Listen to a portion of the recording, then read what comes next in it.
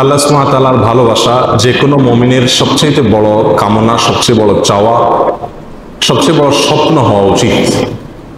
আর আল্লাহ সুবহানাহু ওয়া তাআলা যখন কোনো বান্দাকে ভালোবাসেন, আল্লাহ সুবহানাহু ওয়া তাআলা যখন কাউকে পছন্দ করেন, তখন বেশ কিছু আলামত আছে, বেশ কিছু চিহ্ন আছে যেগুলো দেখে আমরা অনুমান করতে পারি, ধারণা করতে পারি আল্লাহ সুবহানাহু ওয়া তাআলা কাকে ভালোবাসেন আর কাকে ভালোবাসেন না। আল্লাহ সুবহানাহু ওয়া তাআলার ভালোবাসার যে সকল আলামতের কথা নবী আলাইহিস সালামের হাদিসে এসেছে, তার মধ্য থেকে আমরা 4টি আলামতের কথা আজকে উল্লেখ করবো ইনশাআল্লাহ বিইذنিল্লাহ। তার প্রথম আলামতটি প্রায় বেশিরভাগ হাদিসের কিতাবে বর্ণিত হয়েছে, যে রাসূল করিম সাল্লাল্লাহু আলাইহি ওয়াসাল্লাম ইরশাদ করেছেন, আল্লাহ সুবহানাহু ওয়া তাআলা যখন কোনো বান্দাকে ভালোবাসেন তখন তিনি জিবরিলকে নির্দেশ করে বলেন যে অমুকের তার আমলের কারণে, তার চিন্তাধারার কারণে, তার চলাফেরার বিশুদ্ধ উপায় এবং পদ্ধতির কারণে আমি তাকে ভালোবাসি। আল্লাহ সুবহানাহু ওয়া তাআলা ভালোবাসাকে তখন জানিয়ে দেন, তখন তিনি জিবরিলকে নির্দেশ করেন তুমিও তাকে ভালোবাসো।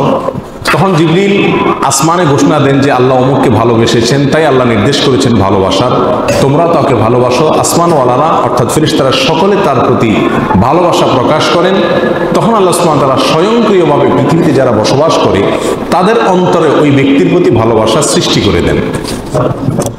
বর্ণনাকারী বলেন, আর যদি কাউকে আল্লাহ সুবহানাহু ওয়া তাআলা ঘৃণা করেন, অপছন্দ করেন, একইভাবে অর্থাৎ জিবরিলকে ডেকে বলেন আল্লাহ সুবহানাহু ওয়া তাআলা আমি অমুককে তার কর্মের কারণে তাকে আমি অপছন্দ করি, তুমি অপছন্দ করো। আসমানওয়ালারা অপছন্দ করে, তারপরে জমিনওয়ালা বা পৃথিবীবাসীও তাকে অপছন্দ করতে থাকে।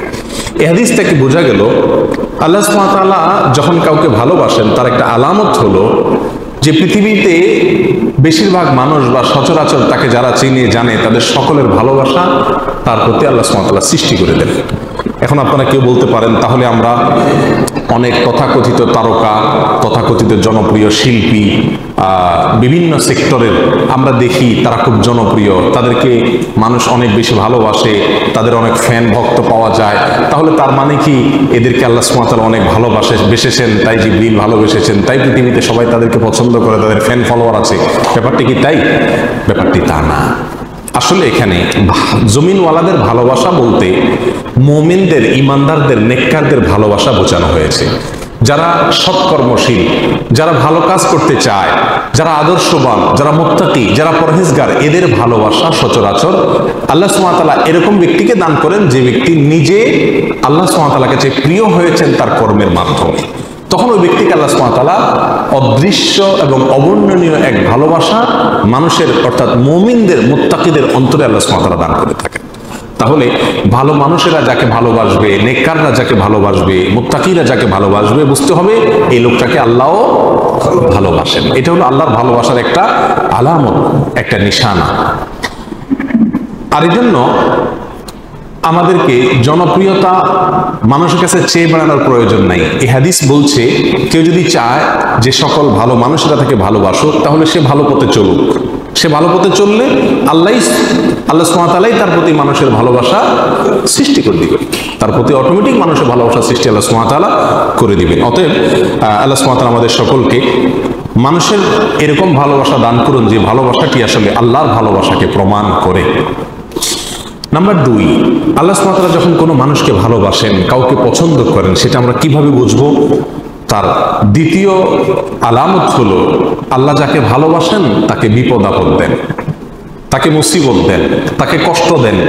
এটা হলো একটা আলামত যে আল্লাহ সুবহানাহু ওয়া তাআলা ওই লোকটাকে ভালোবাসেন।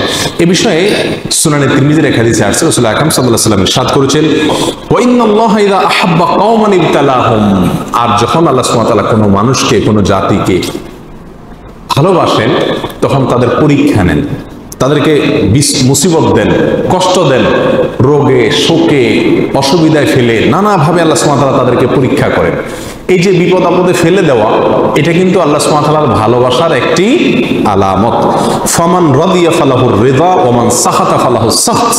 আল্লাহর এই দেওয়া পরীক্ষায়, কষ্টে যে ব্যক্তি সন্তুষ্ট হয়ে যায়, আল্লাহর ফয়সালাকে মেনে নেয়, ফালাহুর রিদা, তার জন্য আল্লাহর সন্তুষ্টি অবধারিত হয়ে যায়।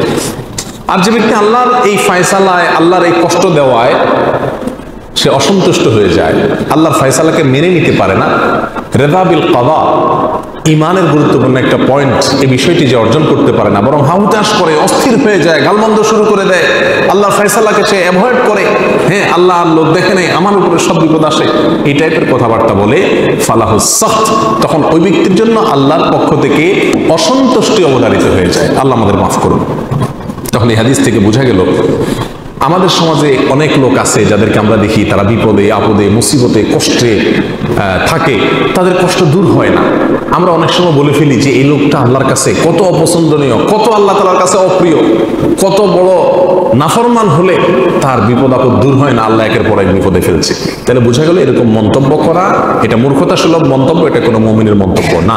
বরং হাদিস থেকে বোঝা যায় ইন্নাল্লাহ ইযা আহাব্বা আবদান ইবতালা, আল্লাহ কোনো মানুষকে ভালোবাসলে তাকে পরীক্ষা নেন, তাকে বিপদ দেন, তাকে মুসিবত দেন।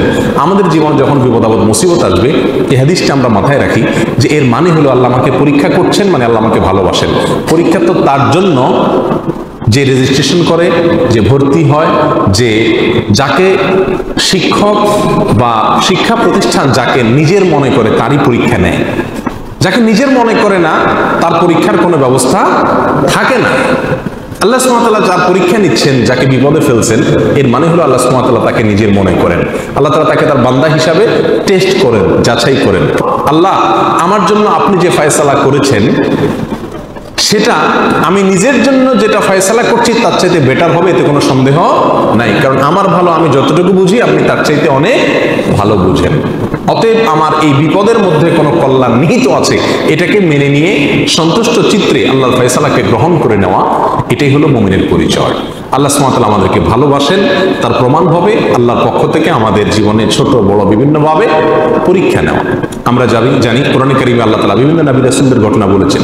এর ভিতরে সবচেয়ে বেশি কঠিন পরীক্ষা যার জীবনে আসছে তিনি কোন নবী ছিলেন?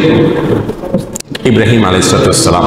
ইব্রাহিম আলাইহিস সালাম সম্পর্কে আল্লাহ সুবহানাহু ওয়া তাআলা কোরআনে কারীমে একাধিক জায়গায় বলেছেন কি কি পরীক্ষা নিয়েছেন। ওয়াইদি বিতালা ইব্রাহিম, যখন আল্লাহ সুবহানাহু ওয়া তাআলা ইব্রাহিমের পরীক্ষা নিয়েছেন, ইব্রাহিমের পরীক্ষা আল্লাহ তাআলা নিয়েছেন। কেন ইব্রাহিমের পরীক্ষা নিয়েছেন? আল্লাহ তো ফেরাউনের পরীক্ষা নেন নাই, আল্লাহ তো বলেন না আল্লাহ নমরুদের পরীক্ষা নিয়েছেন, আল্লাহ এটা বলেন নাই কোরআনে কোথাও যে আল্লাহ আবু জাহালের পরীক্ষা নিয়েছেন, আবু লাহাবের পরীক্ষা নিয়েছেন। তারা তো স্টুডেন্টই না, তারা তো আল্লাহ বান্দাই না, নেককার বান্দাই না, মুমিন বান্দাই না, যার কারণে তাদের পরীক্ষা নেওয়ার প্রশ্ন নাই।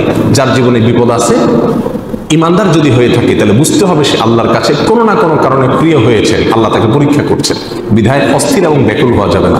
আল্লাহ তাআলা আমাদের তৌফিক দান করুন। তাহলে দ্বিতীয় আলামতটি আমরা পেলাম আল্লাহর ভালোবাসা। তৃতীয়, আল্লাহ যখন আমাদের কাউকে ভালোবাসেন তার আলামত কি?